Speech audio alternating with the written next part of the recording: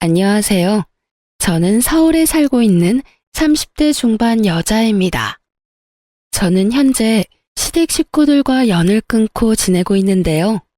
사연을 듣다 보니 문득 어처구니 없었던 시댁 인간들의 행실이 떠올라 이렇게 사연을 보내봅니다. 저와 남편은 중학생 때 같은 학원을 다니던 가깝지도 멀지도 않던 친구 사이였어요. 그저 지나가다 마주치면 반갑게 인사하는 그 정도 사이였죠. 그렇게 알고 지내던 남편과 저는 고등학생이 되면서 자연스럽게 각자 갈 길을 가게 되었어요. 그렇게 대학에 가고 지금 다니는 회사에 취업을 하게 되었고 그곳에서 남편을 우연히 다시 만나게 되었죠. 그렇게 저희는 가깝게 지내게 되었고 처음엔 반가운 친구 사이로 지내던 저희는 자연스럽게 연인 사이가 되었고 결혼 약속과 함께 상견례를 하게 되었어요. 아주버님은 남편과 쌍둥이였는데 남편과 마찬가지로 같은 학원에 다녔던 터라 상견례 자리에서 저를 보고 엄청나게 반가워해 주더라고요. 재수씨, 이렇게 다시 만나다니 반가워요. 두 사람 인연이긴 인연인가 보네요. 결혼까지 한다니 말이에요. 그러게요. 저도 회사에서 처음 만났을 때 얼마나 놀랐는지 몰라요. 다 가족이 될 운명이었나 보네요. 결혼 축하해요. 내 동생 잘 부탁해요, 재수씨.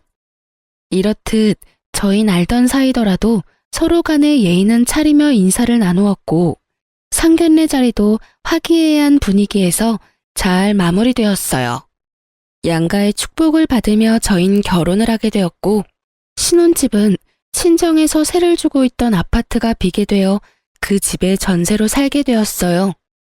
회사에서 가깝기도 했고 무엇보다 시세보다 저렴하게 세를 주신 친정 부모님 덕분에 고민할 필요가 없는 결정이었어요. 그렇게 저흰 평범한 결혼 생활을 이어나갔고 포용력이 넓은 남편 덕분에 크게 싸울 일 없이 잘 지냈어요. 그러던 어느 날 저는 출근을 하고 남편은 연차를 써 쉬는 날이었어요. 남편은 제가 출근하는 시간에 맞춰 일어나 저를 회사에 데려다주고 형을 만나러 간다고 하더라고요. 마침 형도 오늘 쉰다고 하면서요. 그래서 전 알겠다고 했고 남편은 마칠 때 데리러 오겠다고 하며 손을 흔들더라고요. 그렇게 전 남편의 배웅을 받으며 출근을 했고 퇴근 시간이 다가왔어요. 다 와간다는 남편의 연락에 회사 앞에서 기다리고 있는데 기다리는 남편의 차는 오지 않았고 이상한 차가 제 앞에 멈춰서더라고요. 그 순간 창문이 열렸고 운전석에 앉은 남편이 타라고 하더군요. 의아했지만 별 생각 없이 전 차에 몸을 실었고 차에 타자마자 남편에게 물어보았어요. 여보, 이 차 뭐야? 중고차로 새로 샀다기엔 등급도 그렇고 주행거리도 그렇고 당신 차보다 나은 게 없는데? 설마 제 값 주고 산 건 아니지? 그게 오늘 형 만난다고 했잖아. 거의 반 강제로 바꿨어. 형 차랑. 이거 형 차야. 뭐? 왜? 몰라. 바꿔달라고 계속 그러잖아. 처음엔 안 된다고 했는데 계속 내 차가 갖고 싶다고 하루 종일 귀찮게 하더라고. 그래서 그냥 바꿔버렸어. 황당하더군요. 남편 차도 그리 좋은 차는 아니었는데 그것마저 탐내며 바꿔가다니 그렇게 안 봤는데 참 어처구니가 없었어요. 시숙도 시숙이지만 남편도 어이없기는 같았어요. 아무리 자기가 총각 때부터 가지고 있던 차라고는 하지만 그래도 이런 일은 상의 정도는 해야 하는 것이 맞는다고 생각했기에 남편에게 단호하게 한마디 했어요. 당신이 지금 웃을 때가 아니야. 일단 차는 이미 바꿨다고 하니까 그냥 넘어가는데 앞으로는 이런 일이 있으면 나랑 상의 정도는 해줘. 나 정말 지금 어이가 없어지려고 그래.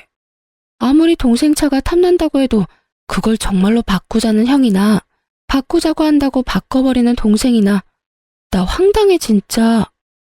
그런가? 난 워낙 어릴 때부터 이러고 살아서 그런 생각도 못했네. 먹는 것도 그렇고 입는 것도 그렇고 좋은 거는 다 형이 먼저였거든. 그래요. 남편은 이 상황에 대한 자각 자체가 없더라고요. 3분 빨리 태어난 것도 형이라고 남편은 어릴 때부터 집안의 분위기에 휩쓸려 시숙을 머리 위에 이고 산 듯했어요. 이미 등록비까지 다 내고 명의까지 바꿔버린 차이기도 했고 곧 임신 준비도 할 예정이라 차를 한 대 더 살 예정이었던 터라 그냥 넘어가기로 했습니다. 대신 전 남편에게 정신교육을 하기 시작했어요. 여보, 당신 걸 아주버님한테 다 양보하는 건 당연하지가 않은 일이야. 그게 설사 아주버님이 가지고 싶어 한다고 해도 말이야. 아주 극단적인 예로 만약에 아주버님이 내가 갖고 싶으니까 날 달라고 하면 줄 거야? 미쳤어? 당신을 어떻게 줘? 내 마누란데. 좋았어. 앞으로 그런 마인드로 살아. 이기적으로 살라는 말은 아닌데 내 것은 내 것, 네 건 네 것이라는 생각을 좀 하란 말이야. 왜 당신도 가지고 싶고 당신도 어렵게 가진 걸 아주버님한테 양보를 해? 그건 아니야. 아무리 형제라도 말이야. 알겠어. 앞으로는 다신 이런 일 없도록 할게. 당신이랑 꼭 상의도 하고. 남편은 호언장담해 주었고 저는 남편을 믿어보기로 했어요. 그렇게 저인 시숙의 차는 만일에 대비해 팔지 않고 두기로 했고 조금 더 앞당겨 새 차를 뽑아 함께 타고 다니기 시작했죠. 그러던 어느 날 시부의 생신이 다가왔고 남편과 저는 퇴근 후 바로 약속 장소로 가게 되었어요. 그때까진 시댁과 얼굴 붉히는 일 한 번 없이 잘 지내고 있었던 터라 기쁜 마음으로 시댁 식구들이 모인 곳으로 걸어가고 있었어요.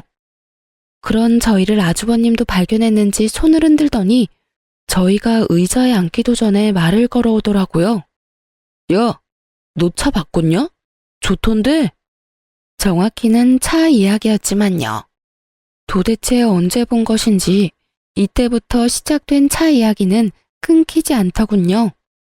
언제 샀어? 나랑 차 바꾼 지 얼마나 됐다고. 그새 저렇게 좋은 차도 다 사고. 능력 좋다. 능력 좋기는 문짝만 우리 거고 다 대출이지 뭐. 우리 이제 임신 계획도 세우고 있고 원래 바꿀까 생각도 하고 있던 터라 그냥 앞당겨서 샀어. 이제 아기 생기고 출산하게 되면 이 사람하고 아기하고 타고 다녀야 하니까. 부담되더라도 안전하고 좋은 차로 산 거고.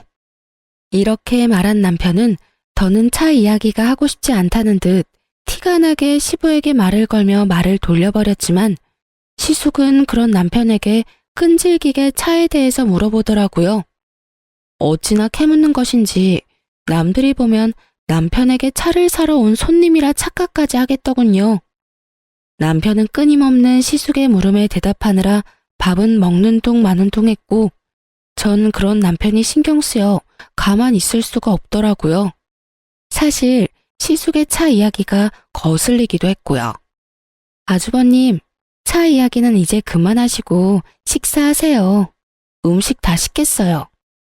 당신도 얼른 먹어. 아까 회사에서부터 배고프다고 했잖아.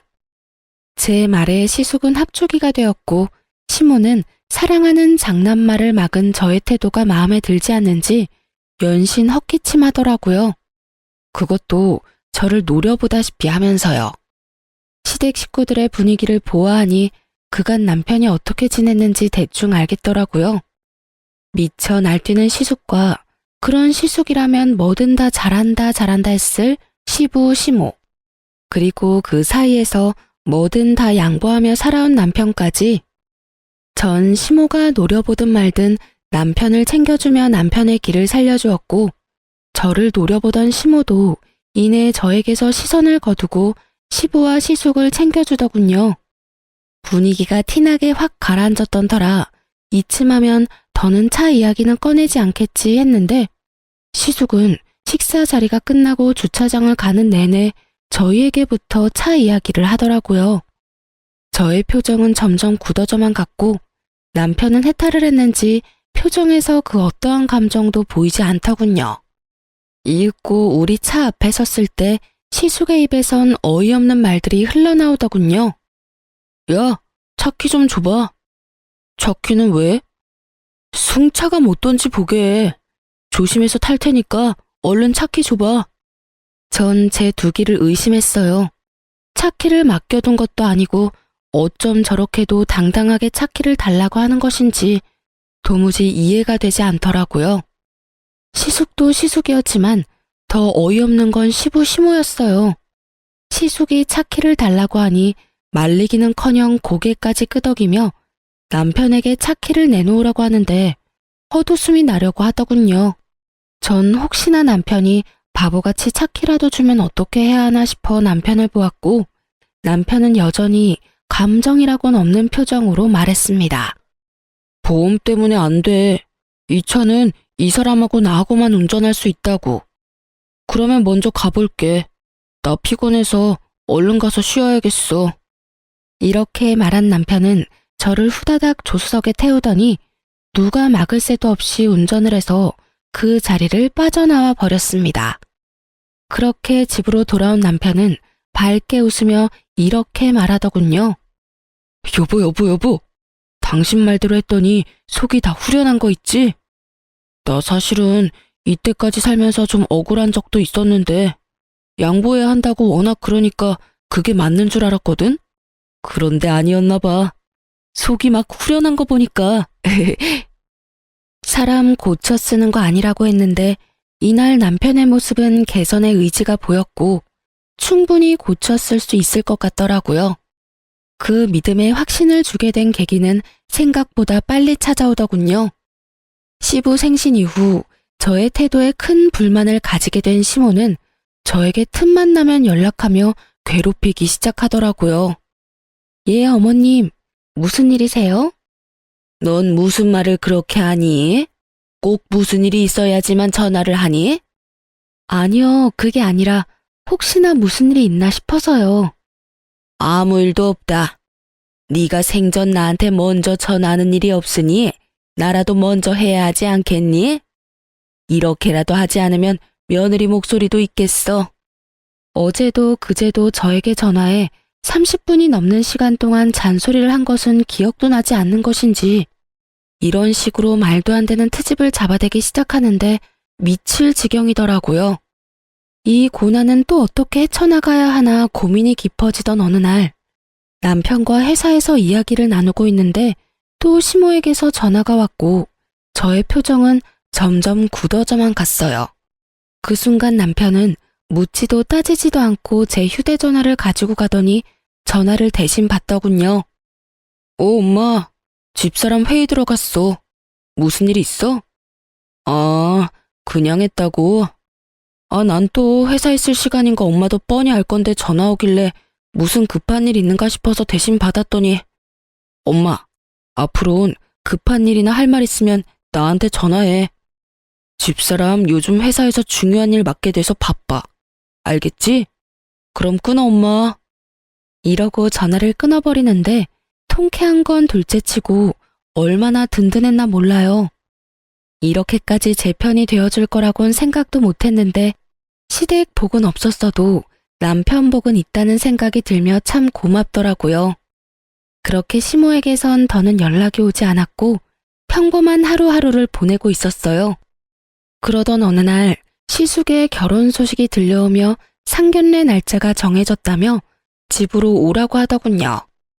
날짜 정도는 전화로 말해주면 될 텐데 굳이 집으로 오라고 하니 조금 의아한 마음도 있긴 했지만 생각해보니 얼굴 뵌 지도 오래된 것 같아 좋은 마음으로 겸사겸사 시댁으로 가기로 했어요.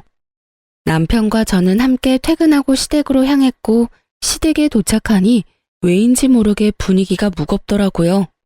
원래라면 너스레를 떨며 장난을 걸어와야 하는 시숙이 조용한 것도 그렇고 묘하게 제 눈치를 살피는 시부 시모도 그렇고요. 남편은 무언가 알지 않을까 하는 마음에 남편의 눈치를 살피니 남편 역시 아무것도 모르는 눈치더라고요. 그렇게 식사는 시작되었고 밥이 입으로 들어가는 것인지 코로 들어가는 것인지 알 수 없는 그야말로 체할 것만 같은 식사 자리가 계속되고 있었어요. 도대체 무슨 이야기를 하려고 그리도 눈알들을 바삐도 움직이는지 알 순 없었지만 곤란한 부탁인 건 분명한 것 같아 전 애써 모르는 척 하고 있으니 답답했던 시모가 운을 띄우기 시작하더군요. 이야기 들었지? 우리 장남이 드디어 결혼을 한다는구나. 상견례는 이번 달 마지막 주말에 하기로 했어. 그래요? 그러면 그날 시간 비워둘게요. 그나저나 좋으시겠어요, 어머님. 늘 아주버님 걱정하셨는데 이제 그 걱정은 안 하셔도 되겠네요? 그 걱정은 덜었는데 다른 걱정이 생겼지 뭐니. 어휴. 왜요? 무슨 일 있으세요? 그게 마땅한 집이 없지 뭐니? 집이 마음에 들면 돈이 없고 돈에 맞추니 집이 형편없고 그래서 요즘 고민이 깊어. 아, 그래서 다들 표정이 안 좋으셨구나. 그렇지 않아도 친구들 보니까 집 구할 때 다들 고민 많이 하더라고요. 한두 푼짜리도 아니고 급하게 생각하지 마시고 아직 시간 있으니까 천천히 알아보세요. 잘 알아보면 괜찮은 집도 꽤 있을 거예요. 그렇겠지? 그런데 너희 집은 어떠니? 살기가 괜찮니? 이때부터 무언가 이상함을 감지하기 시작했던 것 같아요. 시모하는 꼴이 꼭 시숙이 차 물어오던 꼴과 같아도 너무 똑같았으니까요. 그래도 설마 저희도 전세로 사는 집인데 눈독을 들이는 걸까 하는 생각이 들었고 그저 저희 아파트에 매물이 났는가 보다 하고 생각했어요. 그래서 전 최대한 솔직하게 말했습니다. 신축은 아니긴 하지만 주변에 상가들도 많고 교통편도 좋아요. 무엇보다 회사가 가까워서 저흰 만족하면서 살고 있어요. 제가 이렇게 말하자 시모는 갑자기 제 손을 꽉 잡고 눈을 반짝이며 속내를 드러내기 시작하더군요. 아가, 그래서 하는 말인데 그 집 우리 장남이 좀 살면 안 되겠니? 너희가 살고 있는 그 집 우리 장남한테 좀 양보해 주렴. 네? 그게 무슨 말이세요? 말 그대로야. 너희가 사는 집 우리 장남한테 좀 주렴. 어차피 그 집 너희 친정집이라고 했잖니. 네 친정의 자식이라고는 너 하나뿐이니 지금은 전세로 새들어 살고 있어도 언젠가는 다 네 것이잖니. 그러니 친정에다가 말 좀 잘해서 일찍 물려달라고 하고 그 집 물려받으면 네 신랑 명의로 해놓으렴. 그때부턴 우리가 다 알아서 하마. 아, 중간에 드는 세금은 우리가 다 알아서 할 테니 그건 걱정도 하지 마라. 우리도 그 정도 생각은 다 하고 있어. 이 무슨 말도 안 되는 헛소리인지. 농담이라고 해도 억소리가 날 것 같은데 표정을 보아하니 진담이 분명했고 긍정의 의미로 고개를 끄덕이고 있는 시부와 시숙을 보고 있자니 욕이 나올 것만 같더군요. 전 최대한 흥분을 하지 않으려 애쓰며 말을 이어나갔습니다. 어머니, 그런 말이 어디 있어요. 부모님께서 물려주신다고 하신 것도 아니고 제가 나서서 어떻게 물려달라고 해요.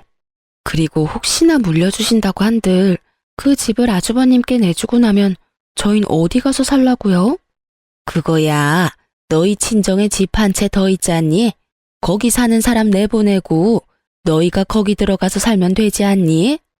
설마 우리가 너희 길거리에 내앉게 하겠어? 다 생각을 해놨지. 정말 어이가 없더군요.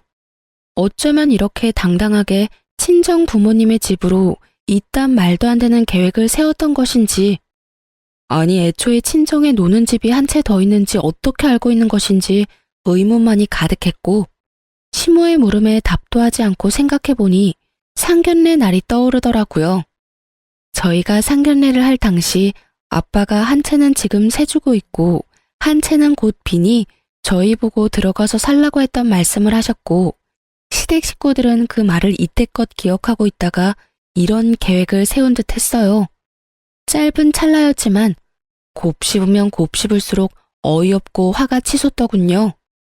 전 더는 흥분을 가라앉히지 못하고 언성을 높였고 남편 역시 더는 듣고 있을 수 없다는 듯 제 말에 이어 고함을 지르더라고요. 어머님, 제발 말도 안 되는 소리 좀 하지 마세요. 그게 말이 된다고 생각하세요?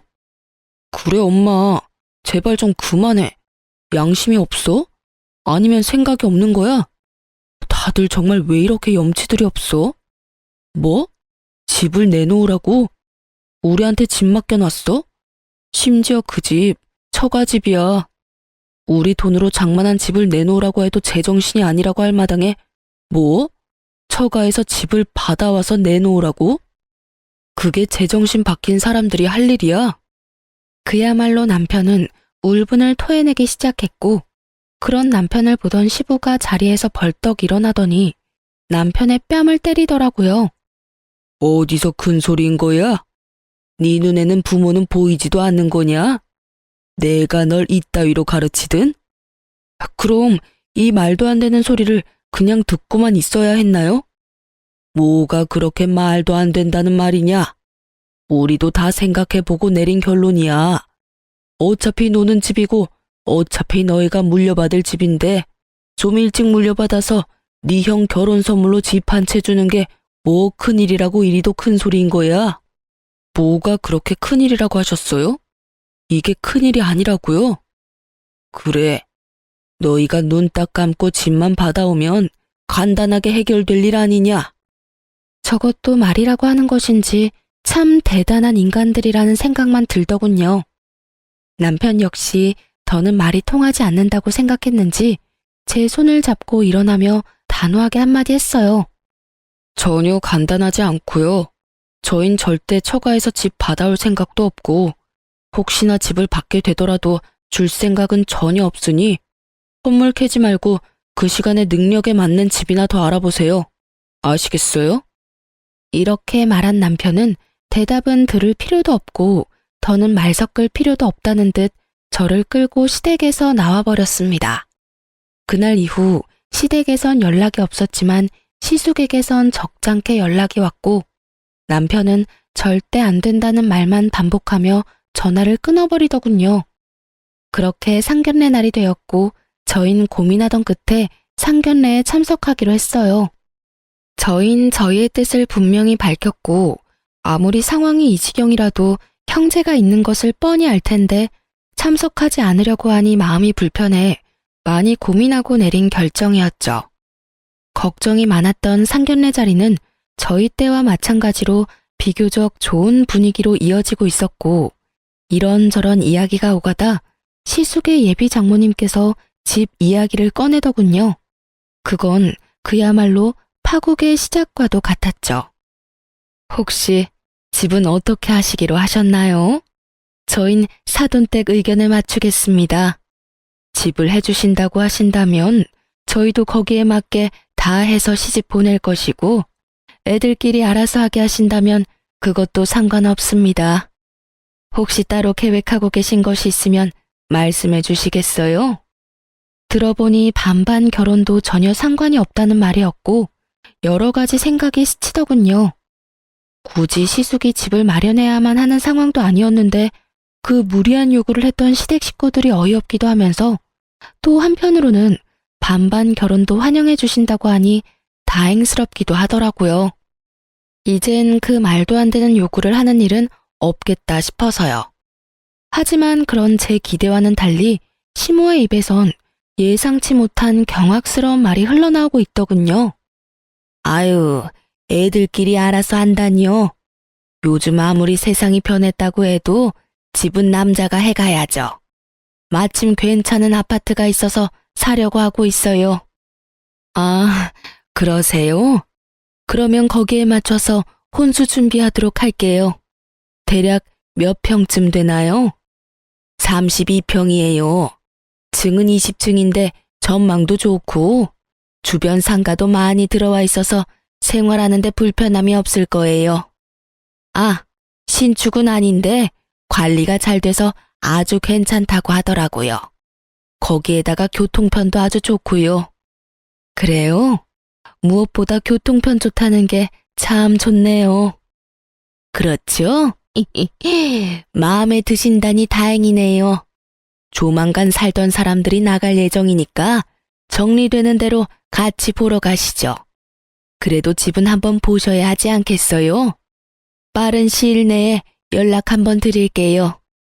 이렇게 말하면서 저를 쳐다보며 미소 짓는데 딱 알겠더라고요. 20층 32평? 인프라 형성이 잘 된 신축은 아니지만 관리가 잘 된 아파트. 그곳은 바로 저희 집이라는 사실을요. 그래요. 시모는 뻔뻔하게도 준다고 한 적도 없는 저희 집을 얼굴색 하나 변하지 않고 마련할 수 있다고 말하고 있었고, 그 머릿속은 뻔했어요. 아마 모르긴 몰라도 상견례 자리에서 공포하듯 말하면 저희가 어쩔 수 없이 집을 내놓을 거라 생각했겠죠. 그 얼마나 어이없고 멍청하게 짝이 없는 생각인 줄도 모르고요. 아니, 친정 부모님 집이 제 집도 아니고 저희가 마련한 저희 명의의 집도 아닌데 어쩌면 그런 생각을 할 수가 있는지 참 황당하더라고요.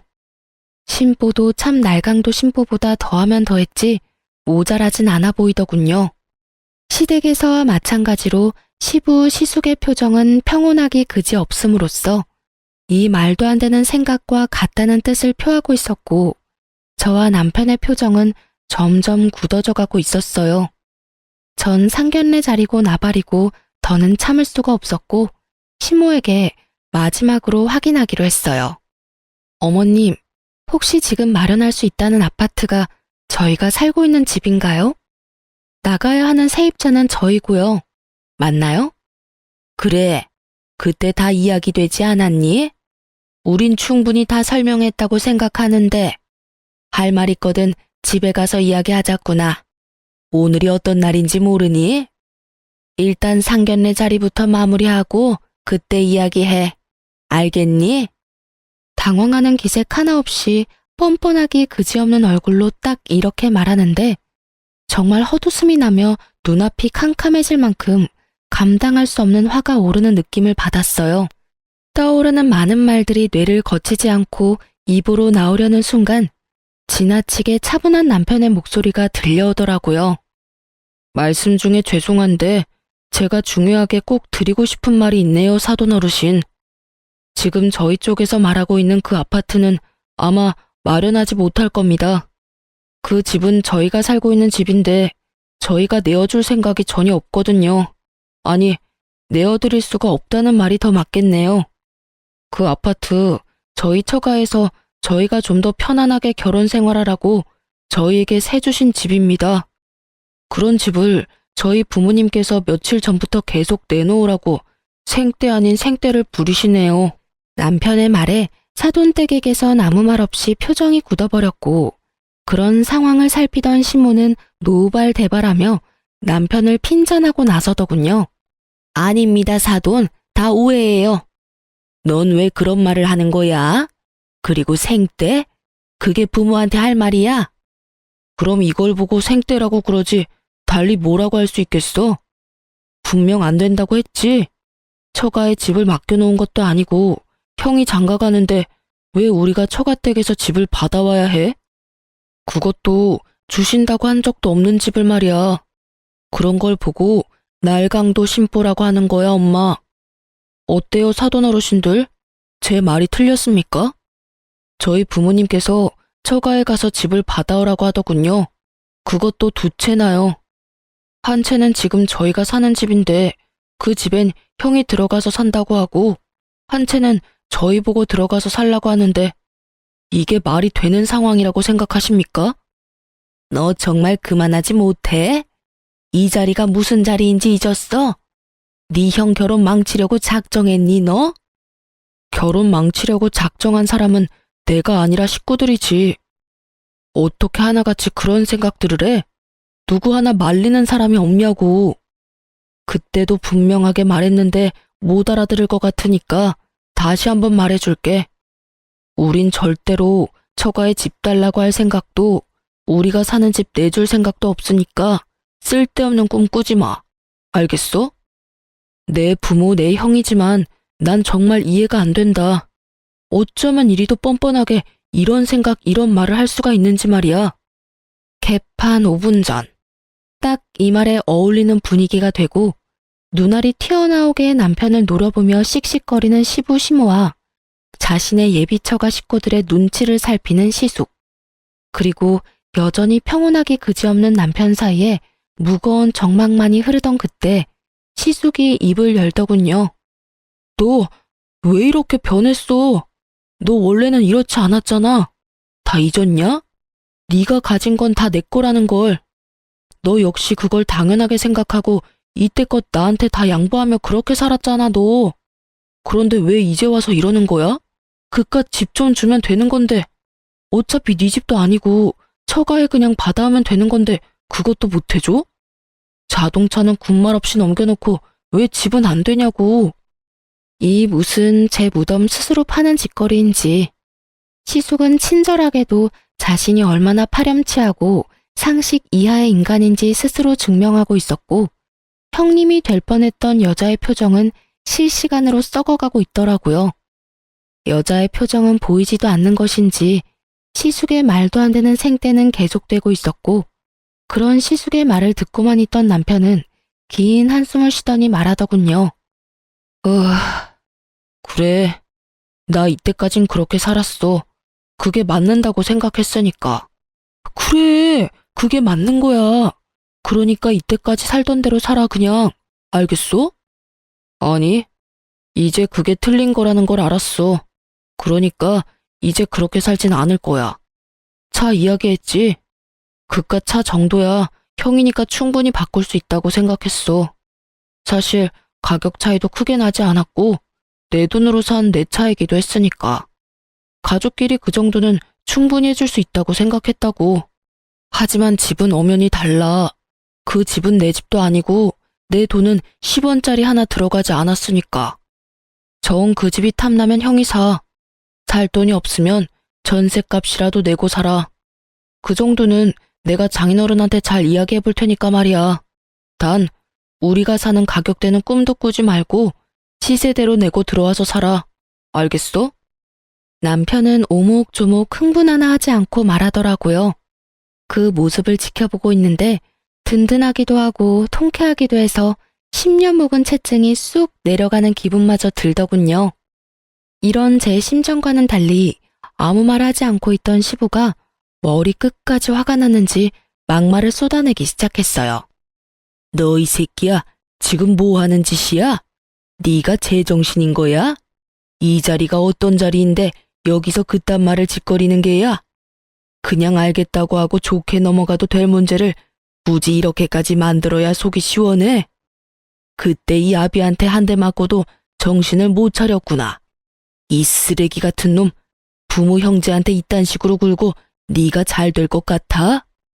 이렇게 막장 드라마와도 같은 상황은 절정을 향해 달려가고 있었고, 내내 말 한마디 없이 지켜만 보고 있던 여자가 자리에서 일어나더니 시숙을 쏘아보며 말하더군요. 와, 진짜 가지가지한다. 당신이나 당신 부모님들이나 다 정상이 아니구나. 난 진짜 이해가 안 돼서 그러는데 지금 본인들이 얼마나 말도 안 되고 상식 밖의 요구를 하고 있는지 정말 몰라? 아, 됐어. 이제 와서 그게 뭐가 중요하겠어. 그냥 우리 파혼하자. 결혼 없던 일로 해. 여자의 말이 끝나자마자 참고 있던 여자의 부모님들은 말 섞을 가치도 없다는 듯 자리를 떠나버렸고 여자도 나가려는 순간 시숙이 무릎까지 꿇고 앉아 여자를 붙잡고 애원을 하기 시작하더군요. 자기야, 왜 이래? 파혼이라니. 결혼을 하지 말자니. 우리 사랑하잖아. 그런데 어떻게 헤어져서 살아? 어? 그러지 말고 다시 생각해. 당신도 나 없이는 못 산다고 결혼하자고 했었잖아. 사랑? 당신 없이 못 살아? 그건 그때고 지금은 달라졌어. 그땐 당신이 이렇게까지 파렴치한 인간인지 몰랐을 때 말이고, 지금은 당신이 얼마나 인간 이하의 생각을 가지고 있는지 다 알아버렸거든. 무슨 말을 그렇게 해? 아, 아파트 때문에 그래? 그거라면 아무 걱정하지 마. 이 녀석이 요즘 좀 제정신이 아니라서 그래. 조금만 기다려주면 내가 무슨 수를 써서라도 아파트 받아올게. 정말이야, 맹세할 수 있어. 시숙의 말을 듣고 있던 여자는 어이가 없다는 듯 시숙의 팔을 뿌리치며 코웃음을 치며 말하더군요. 야, 넌 어떻게 그런 생각을 할 수가 있는 거야? 이제 신기하기까지 해. 내 말 잘 들어. 네가 능력이 안 돼서 부모 도움 받는다고 해도 이해는 했겠지만 한심했을 텐데. 뭐? 동생 처가에서 집을 받아온다고? 그것도 자랑이라고 짓거리고 있는 거야? 아니, 애초에 그게 말이 된다고 생각하는 거니? 난 말이야, 만약에 네가 돈이 없다고 나한테 솔직히 말했으면 반반도 상관없었고 내가 집을 마련해서 올 수도 있었어. 보통 사람들은 이런 생각들을 하고 산다고. 알겠니? 자기야. 그놈의 자기 소리 좀 하지도 마. 소름 끼치니까. 너랑 네 부모님 하는 꼴 보아하니 결혼했다간 모르긴 몰라도 내 인생 말아먹는 건 시간 문제일 것 같은데 너 같으면 그런 결혼 하겠어? 미치지 않고서야 절대 안 하지. 어쨌든 우리 결혼도 우리 만남도 여기서 끝이니까 다시는 내 앞에 나타나지도 말고 연락도 하지 마. 알겠어? 아참, 그리고 너 웬만하면 결혼하지 말고 이번 인생은 그냥 네 부모랑 살아. 괜히 애먼 여자 데리고 와서 인생 망치지 말고. 알겠니? 사이다와도 같은 발언을 마친 여자는 저희 부부의 앞에 서서 감사 인사를 전하더군요. 정말 감사해요. 그런 말까지 해주시는 게 쉬운 일이 아니었을 텐데 다 말씀해 주셔서 덕분에 인생 구제했네요. 정말 정말 감사해요. 여자는 그대로 나가버렸고 모두가 떠난 그곳에서 저흰 그야말로 공공의 적이 되어버렸더군요. 시모는 온갖 욕을 하고 있었고 시부는 먹지 않고 뒀던 식전주를 연신 들이키고 있더라고요. 시숙은 남편을 한 대 칠 요량으로 주먹을 부들부들 떨고 있었고요. 너 이 자식, 너 때문에 지금 내 결혼이 깨졌어? 너 이걸 어떻게 책임질 거야? 내 인생 어떻게 할 거냐고. 그걸 왜 나한테 물어? 형 인생 형이 알아서 해야지. 그리고 앞으로는 이때껏 내가 부모님께 주던 생활비도 드리지 않을 거니까 형이 알아서 해. 오늘 보니까 굳이 나 혼자 부모님을 챙길 필요가 없어 보이더라고. 당연히 대신 내주던 부모님 대출금도 마찬가지로 내주지 않을 거니까 그것도 이제부턴 형이 감당해. 뭐라고? 갑자기 그건 왜? 내가 돈이 어디 있어? 그럼 나는 돈이 차고 넘쳐서 부모님 드린 줄 알아? 나도 다 회사에서 일해서 번 돈으로 드린 거니까 형도 월급 받은 걸로 보태드려. 잘난 장남이 이제부턴 알아서 하라고. 못난 차남한테 바라지 말고. 그리고 형이 이때까지 빌린 돈도 다 갚아. 이때까지 나한테 돈 빌릴 때마다 온 메시지도 다 보관하고 있고 입출금 내역도 고스란히 다 남아있으니까 한 푼도 빼지 말고 다 갚아. 혹시나 해서 말인데 안 갚으면 아무리 가족이라도 경찰에 신고할 테니까 그런 줄 알고. 그럼 우린 이만 가볼게. 더 있다가 귀가 썩을 것만 같아서 말이야. 그렇게 저흰 돌아와 버렸고 시댁에서 오는 모든 연락을 받지 않았어요. 시숙은 예상대로 돈을 갚을 생각이 없어 보였고 남편은 그런 시숙을 경찰에 신고를 해버렸어요. 처벌을 할 생각까진 없었지만 겁을 주기 위해 하는 신고라고 하더군요. 남편의 생각이 통했는지 경찰에 신고를 한 날 시숙에서 전화가 끊이지 않고 오더라고요. 왜 계속 전화질이야? 너 진짜 미쳤어? 그렇다고 정말 신고를 하면 어쩌자는 말이야. 경찰서에서 전화까지 왔다고. 그러게, 내가 돈 갚으라고 했잖아. 경찰에 신고한다고. 야, 이 미친 새끼야. 네가 인간이야? 어떻게 이렇게까지 하냐고. 이렇게까지 해야 형이 내 돈을 갚을 것 같더라고. 이제 내 의지는 잘 알았을 테고 푼돈 가지고 시간 끌지 말고 주말까진 기다려줄 테니까 다 갚아. 만약에 이번에도 내 경고 무시하면 다음 주엔 경찰서에서 보게 될 테니까 그런 줄 알고 전화 끊어. 남편은 그대로 전화를 끊어버렸고 저를 향해 옅은 미소를 보여주더군요. 착잡해 보이더군요. 하지만 그 착잡함도 잠시 소식을 전해 들은 시부모가 집으로 찾아왔고 문을 열어주지 않으니 동네가 떠나가라 소리를 지르고 문을 두드리더군요. 그런 자신의 부모의 모습에 오만정이 떨어진 듯 남편은 아무 말이 없었고요. 그렇게 끝까지 밑바닥을 다 드러낸 시부 시모는 저희가 도무지 문을 열어줄 기색도 보이지 않자 돌아가 버렸고 주말이 되기 전 시숙은 돈을 입금했더라고요. 그렇게 저흰 시댁과의 모든 연락을 끊고 살았고, 처음엔 많이 힘들어하던 남편도 시간이 지나자 점점 표정이 밝아지더군요. 여보, 나 사실은 많이 힘들었어. 그래도 부모님이고 가족인데 이건 너무하나 싶기도 했고 말이야.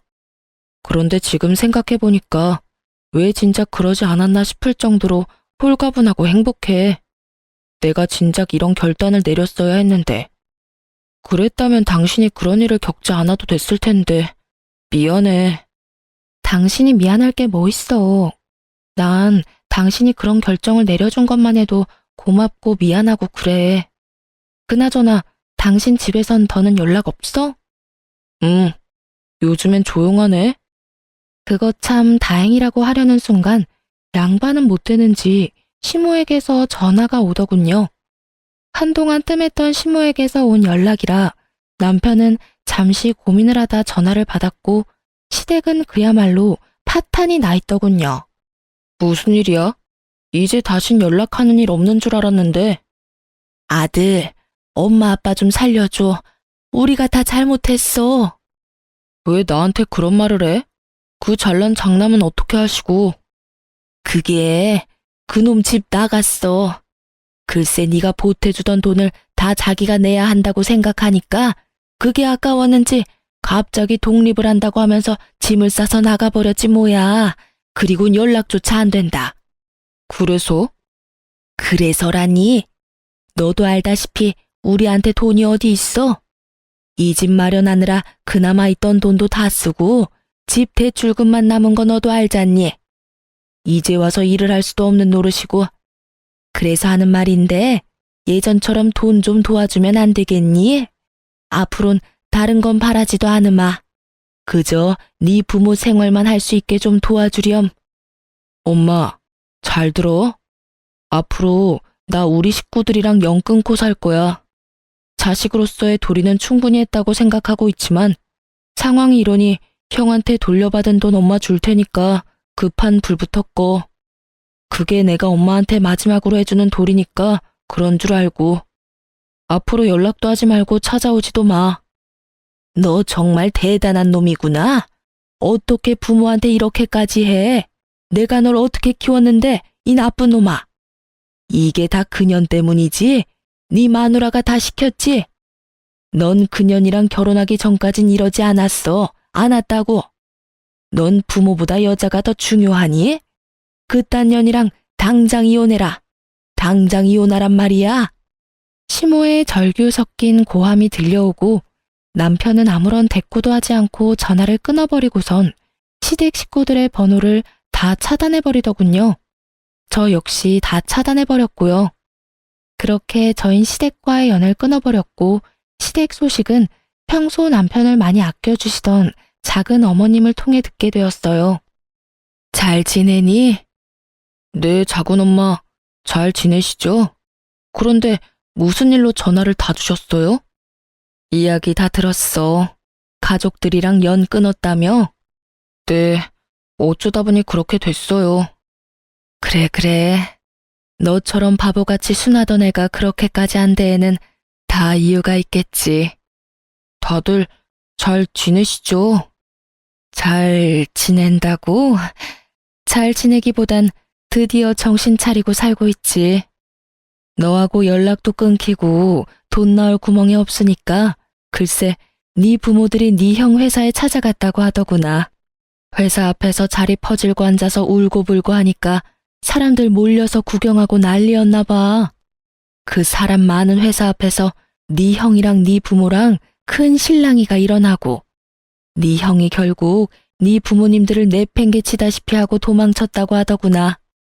그러니 어떻게 됐겠어? 입 달린 것들은 다 한마디씩 하고 부모 버린 자식이라고 회사에 소문이 파다하게 다 퍼졌을 거야. 네 부모님들은 처음엔 나한테 전화가 와서 두 아들 다 나쁜 놈이라고 하면서 하소연을 하더니 돈 좀 빌려달라지 뭐니. 나라고 뭐 돈이 있겠니? 아니, 있다고 해도 안 빌려주지. 그래서 없다고 했더니 그 자랑자랑하던 집 팔고 작은 집으로 이사했다고 하더라. 그 덕에 빚은 대충 다 갚은 것 같던데 생활비가 없으니 소일거리라도 하면서 근근히 생활하고 있나 봐. 그러니 이제라도 정신 제대로 차린 거 아니겠어? 어휴, 제가 참 뭐라고 해야 할지 모르겠네요. 저 역시 부모 버린 건 마찬가지니까요. 그런 말 하지 마라. 내가 말했지? 너 같은 애가 그렇게까지 했을 땐 다 그만한 이유가 있을 거라고. 내가 처음 시집 왔을 때 네가 3살이었어. 넌 그때부터 몇 분 일찍 태어난 형도 형이라고 얼마나 눈치를 살피던지. 그 어린 게 뭘 안다고 그렇게 했겠어? 다 네 부모가 그렇게 강요하면서 키웠으니까 그랬지. 난 네가 이렇게 해주길 내심 바랬단다. 그러니 그런 죄책감은 가지지 말려무나. 살다가 더 많이 살아가다가 네 마음도 많이 누그러지고 네 부모님들도 반성 많이 하면 그때나 돼서 한번 찾아뵙거라. 그러면 되는 거야. 그렇게 말씀해 주셔서 감사해요. 그래. 이런 말하기 그렇지만 이제라도 연 잘 끊었다. 이제부턴 네 가정 잘 꾸리고 살아가. 이제 네 가족은 네 집사람이니까 행복하게 해주렴. 네, 작은 어머니. 작은 어머님의 위로를 받은 남편은 한결 더 편안해 보였고 그 소식을 마지막으로 저흰 시댁 소식을 들을 수가 없었어요. 저흰 잘 살고 있어요. 집도 회사에서 더 가까운 곳으로 이사를 했고 전화번호도 바꿔버렸죠. 시부 시모에게선 연락이 오지 않는데 시숙에게서 다른 번호로 연락이 계속해서 와 어쩔 수 없이 바꿔버렸네요.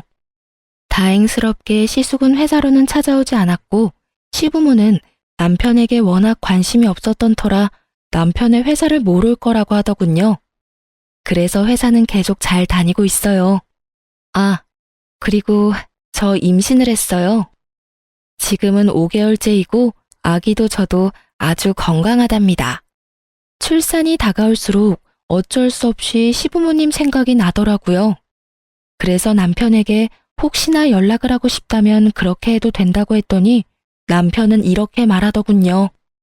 사실 생각이 나지 않는다면 거짓말이지. 그래도 나 연락 안 할 거야. 이런 일로 연락하기 시작하고 다시 왕래하기 시작하면 같은 일이 반복될 게 뻔해. 덩달아 우리 애한테도 피해가 갈 거고. 난 이제 그런 일 내 가족이 겪게 하진 않을 거야.